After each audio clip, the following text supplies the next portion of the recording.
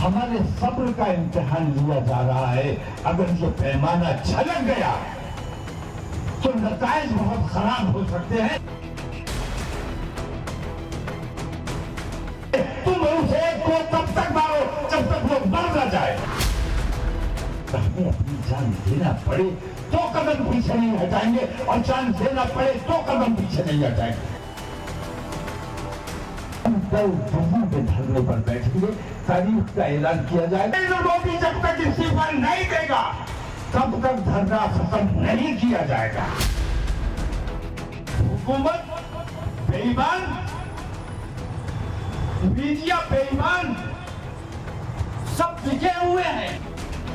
इत्तेहादे मिल्लत के प्रमुख मौलाना तौकीर रजा जब भी अपनी जुबान खोलते हैं सिर्फ नफरत और मरने मारने की बात करते हैं। बरेली के इस मौलाना ने एक बार फिर ऐसा ही जहर उगला है। तौकीर रजा मुसलमानों को खुल्लम खुल्ला हिंदुओं के खिलाफ भड़का रहे। इस बार महाराष्ट्र के औरंगाबाद से इस नफरती मौलाना ने देश को दंगे की आग में झोंकने वाला बयान दिया है। तौकीर रजा सारी हदें पार कर रहे और अब मुसलमानों को दूसरे धर्म के लोगों की हत्या करने के लिए उकसाने में लगे। हमारे सब्र का इम्तिहान लिया जा रहा है। अगर ये पैमाना छलक गया तो नताइज बहुत खराब हो सकते हैं, और उसके लिए जिम्मेदार हम नहीं है, क्योंकि हम बर्दाश्त कर रहे हैं, हम पर समझाए जा रहे हैं। बहन बेटियों के साथ जुल्म हो रहा है, लिंचिंग की जा रही है, हम कभी कोई रिएक्शन नहीं देते। क्या हम जवाब नहीं दे सकते? मैं कहता हूं 1000 आदमी भी अगर आपको घेर लेते हैं, उनमें से एक को तो पकड़ सकते हो। सरेंडर नहीं करना है। अगर तुम पर हमला कोई करने आए तो सबको कुछ ना कर सको, एक को पकड़ लो, सब तुम्हें मारते रहे, तुम उस एक को तब तक मारो जब तक वो मर न जाए। मारो, अपनी हिफाजत करने का हमें अख्तियार है, मुल्क का संविधान हमें अख्तियार देता है। मुसलमानों को भड़काकर तौकीर रजा देश में फिर से शाहीन बाग पार्ट 2 बनाने की साजिश रच रहे। प्रधानमंत्री नरेंद्र मोदी से मौलाना तौकीर रजा को इतनी नफरत हो गई है कि देश के मुसलमानों को दिल्ली कूच करने के लिए भड़का रहे। तौकीर रजा कह रहे जब तक मोदी का इस्तीफा खत्म नहीं हो जाए धरना खत्म नहीं होगा। हमें अपनी जान देना पड़े तो कदम पीछे नहीं हटाएंगे, और जान देना पड़े तो कदम पीछे नहीं हटाएंगे। सारा हिंदुस्तान जमा होना चाहिए, और सारा हिंदुस्तान इंशाल्लाह जमा किया जाएगा। हम ये कोशिश कर रहे हैं कि इन तमाम बेईमानियों के खिलाफ, इन तमाम जुल्म और सितम के खिलाफ, जिस तरह आप यहाँ आज धरने पर बैठे हैं, हम कल दिल्ली में धरने पर बैठेंगे, तारीख का ऐलान किया जाएगा, और पूरे मुल्क से हम 20 करोड़ है या 30 करोड़ है इस बात में नहीं जाता, हम जितने भी हैं, अगर सिर्फ 1% घर से निकल आए, दिल्ली कुछ करने का ऐलान किया, हाथ में तिरंगा लेकर अपने मुल्क की मोहब्बत का इजहार करते हुए, नरेंद्र मोदी जब तक इस्तीफा नहीं देगा तब तक धरना खत्म नहीं किया जाएगा। बताओ ठीक है केरल? उसी की सरपरस्ती में ये सारी बेईमानियां हो रही है। इतना ही नहीं, एक तरफ तौकीर रजा मीडिया से लेकर कोर्ट को बेईमान बता रहे, तो वहीं एक दिन पहले तौकीर रजा ने प्रधानमंत्री को देशद्रोही और आरएसएस को आतंकी संगठन तक कह दिया।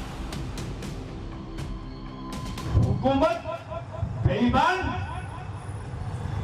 मीडिया बेईमान, सब टिके हुए हैं, और सबसे बड़े अफसोस का मुकाम यह है कि अदलिया, बड़े अफसोस की बात है कि अदलिया जिस पर भरोसा किया जाता था, भरोसा किया जाता है, वो भी आज हुकूमत के दबाव में फैसले करने पर मजबूर हो रहा है।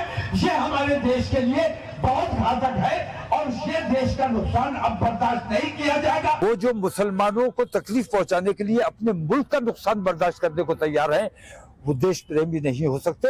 और आजादी से पहले देखिए आप, वो कभी देश प्रेम का काम उन्होंने नहीं किया, देश की आजादी में उनका कोई रोल नहीं रहा, तिरंगे से कभी उन्होंने मोहब्बत नहीं की। ऐसे लोग हमारे देश के लिए बेहद घातक हैं।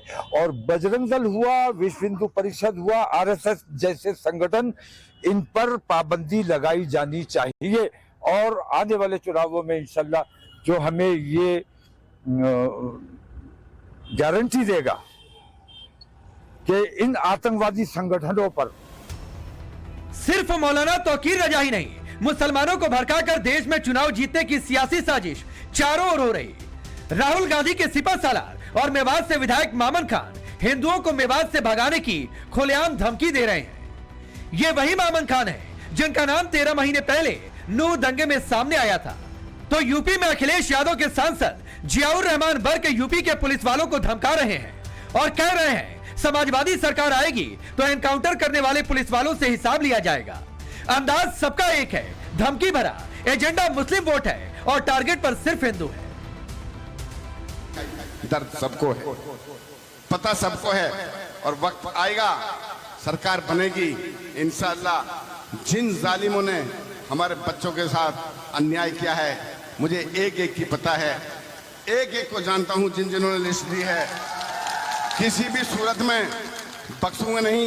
या तो उनको मेवात छोड़ना पड़ेगा, यहाँ नहीं रहना पड़ेगा, यहाँ बाहर जाना पड़ेगा। जब समाजवादी पार्टी की सरकार आएगी तो एनकाउंटर जो भी जिसने भी फर्जी एनकाउंटर जिन अधिकारियों ने किया है, मैं और हमारी पार्टी पूरी उसके खिलाफ है फर्जी एनकाउंटर की, उसकी हम जांच कराएंगे। क्या चुनाव जीतने के लिए सियासतदान और मौलाना समुदाय विशेष को भड़काने का गंदा खेल खेल रहे हैं? सवाल यह भी है कि क्या ऐसे भड़काऊ और नफरती बयानबाजी कर देश को दंगे की आग में झुलसाने की साजिश हो रही? क्या मौलाना तौकीर रजा फिर से शाहीन बाग पार्ट 2 कराने की साजिश रच रहे? सबसे बड़ा सवाल है, क्या नरेंद्र मोदी से इन लोगों को इतनी नफरत हो गई है इसीलिए जहरीली बयानबाजी की जा रही जिससे देश का माहौल खराब हो सके? ब्यूरो रिपोर्ट, टाइम्स नाउ नव भारत। सब तुम्हें मारते रहे, तुम उस एक को तब तक मारो जब तक लोग मर न जाए। मारो, अपनी हिफाजत करने का हमें अख्तियार है, मुल्क का संविधान हमें अख्तियार देता है। मुसलमानों को भड़काकर तौकीर रजा देश में फिर से शाहीन बाग पार्ट 2 बनाने की साजिश रच रहे। प्रधानमंत्री नरेंद्र मोदी से मौलाना तौकीर रजा को इतनी नफरत हो गई है कि देश के मुसलमानों को दिल्ली कूच करने के लिए भड़का रहे।